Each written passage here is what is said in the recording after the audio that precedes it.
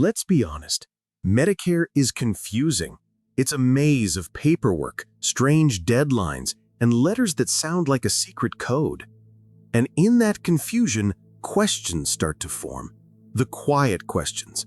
The ones we feel a little embarrassed to ask, even to our own family. Questions about money, about our health, about what happens if we make a mistake. We're afraid to ask them because we don't want to sound foolish. Well, today we break that silence. This is a safe place.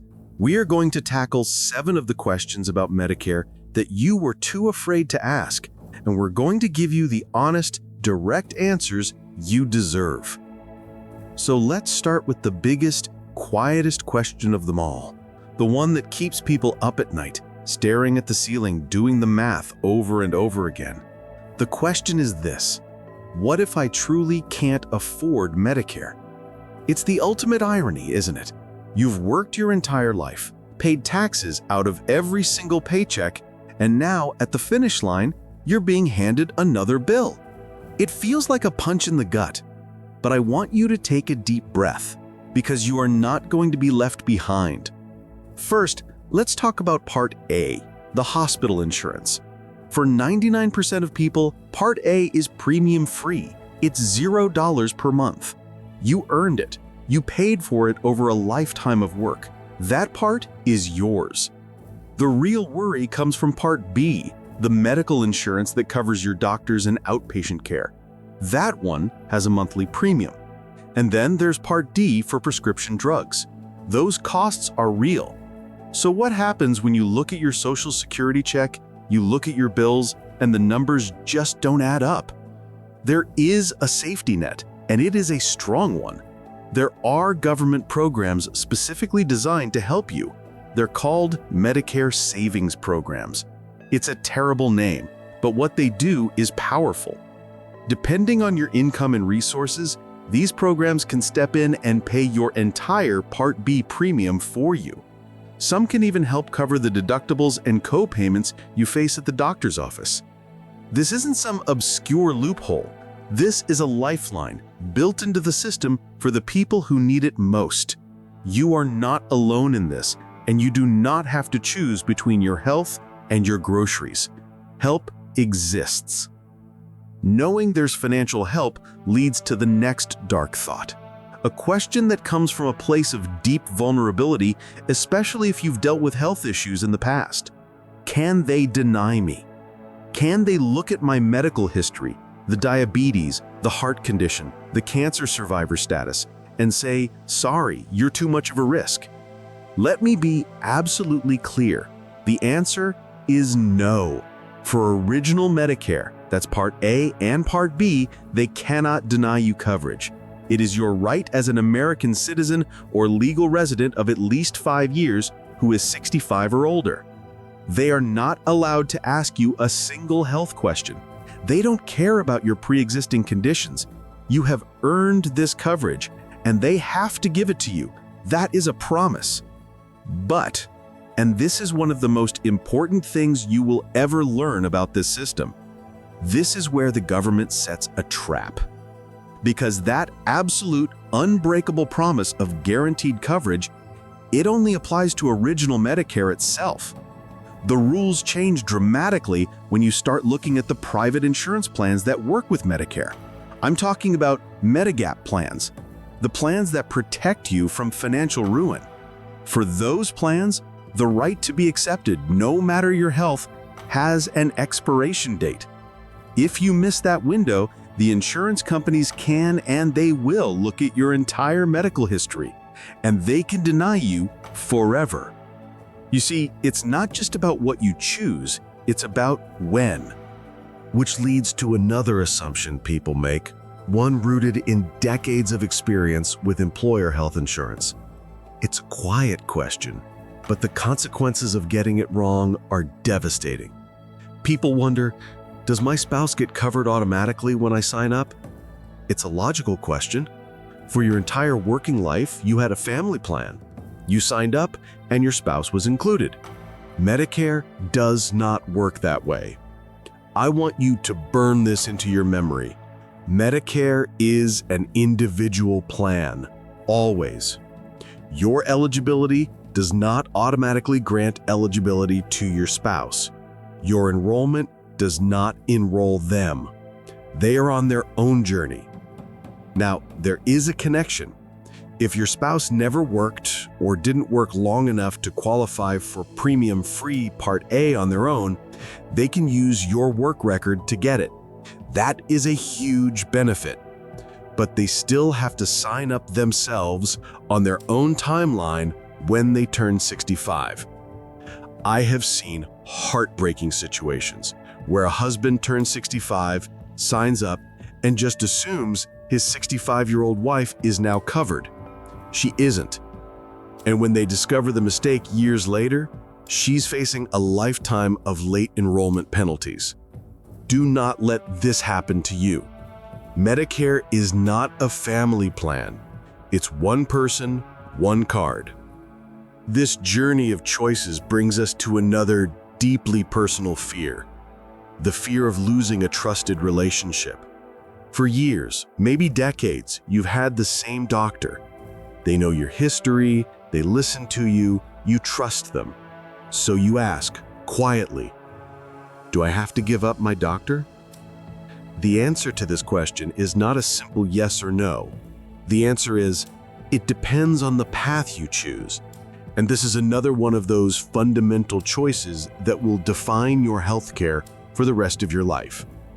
If you choose the path of original Medicare, especially when you pair it with a Medigap plan, you are choosing freedom.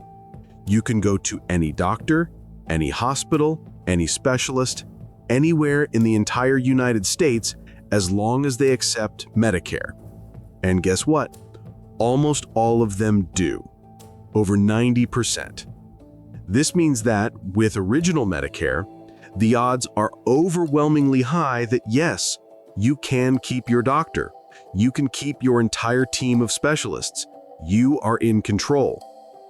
But there is another path, the path of Medicare Advantage, also called Part C. These are the private insurance plans you see advertised on TV, the ones that often promise $0 premiums and extra benefits like dental or gym memberships. But there is a trade-off, a huge one. With most of these plans, you give up freedom in exchange for those perks. You are now tied to a local network of doctors. It might be an HMO or a PPO. If your trusted doctor is not in that specific plan's network, you are out of luck. You either have to break up with your doctor of 20 years, or you pay a crushing out-of-network penalty. The choice is yours, but you must understand the price of that choice. Understanding that price leads us to the darkest question of all. It's the question that sits at the intersection of health and finance. It's the fear of the unknown, of a worst-case scenario. The question is this: what is the absolute most I could have to pay in a single year? People are afraid to ask this because they're afraid of the answer. And they should be. Because for one path in Medicare, the answer is terrifying.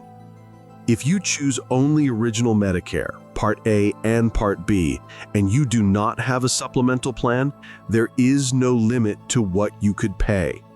Let me repeat that. There is no annual cap on your out-of-pocket costs. Imagine a serious diagnosis, a major surgery followed by a long hospital stay. With Part B, you're responsible for 20% of the cost.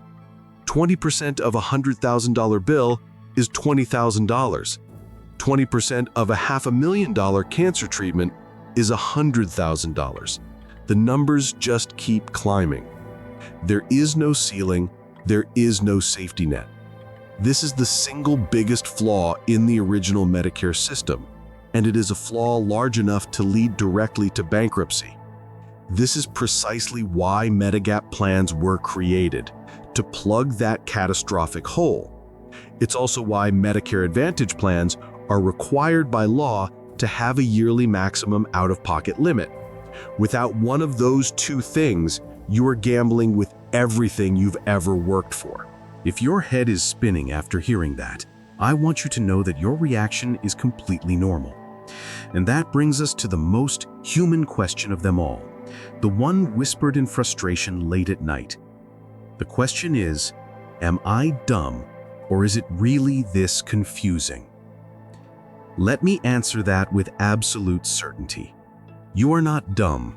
It is not you. It is the system. The Medicare system is a bureaucratic maze built by committees, layered with decades of regulations and written in a language of acronyms designed to confuse. IRMA, Medigap, Donut Hole, CMS, AEP. It's a secret code, and it's designed to make you feel overwhelmed.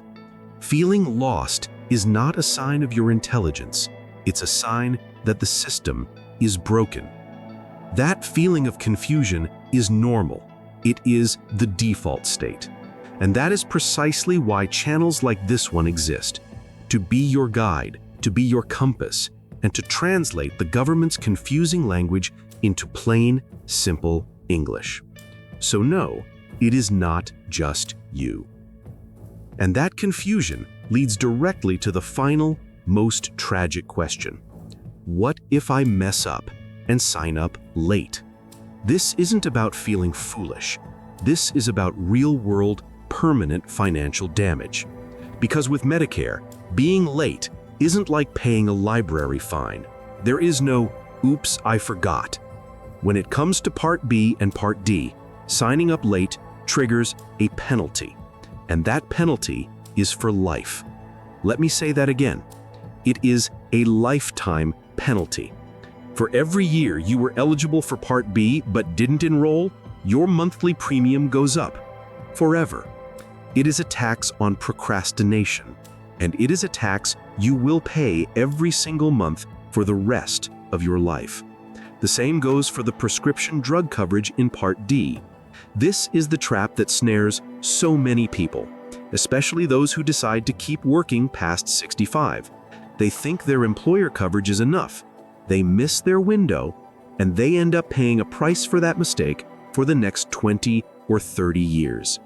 Of all the questions we've answered today, the consequences of this one are the most severe and the most permanent. So now you have the answers. We've walked through the dark corners of this system. We've faced the questions about money, about doctors, about denial, and about the devastating cost of making a mistake. These are no longer the quiet questions you have to be afraid of, because now you have knowledge. And in the world of Medicare, knowledge is not just power, it's protection, it's security. It is the shield that stands between your retirement savings and a catastrophic medical bill. You are not alone on this journey.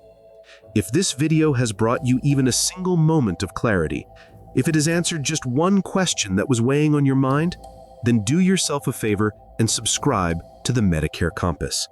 Our mission is to continue breaking down these complex topics into simple, honest truths.